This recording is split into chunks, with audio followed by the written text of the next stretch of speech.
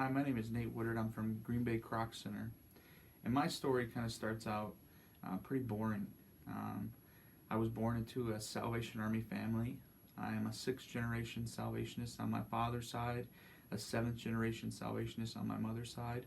So I grew up being very grounded in faith. But as I grew older, I kind of used their faith as a crutch. I kind of piggybacked off their faith a little bit.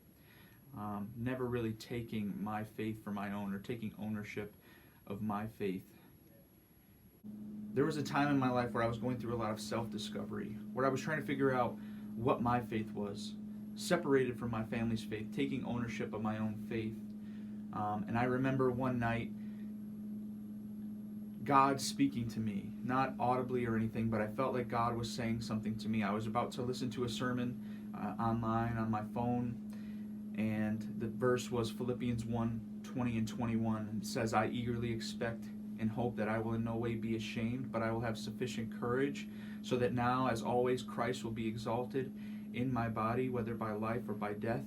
For to me, to live is Christ, and to die is gain. And I felt like the Holy Spirit really grabbed me at that moment and said, Nate, this is what I want your life to be about.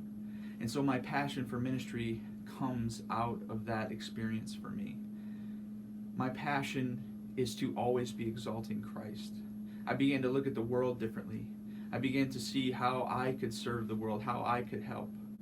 I began to get really excited about how God would use me in this world. I began to know that full-time ministry was what God was calling me to. And I'm very humbled and excited to see where the Lord will take me in my journey as a Salvation Army officer, where He will take my family, my wife, my daughter, in this journey of full-time ministry. We are excited to serve.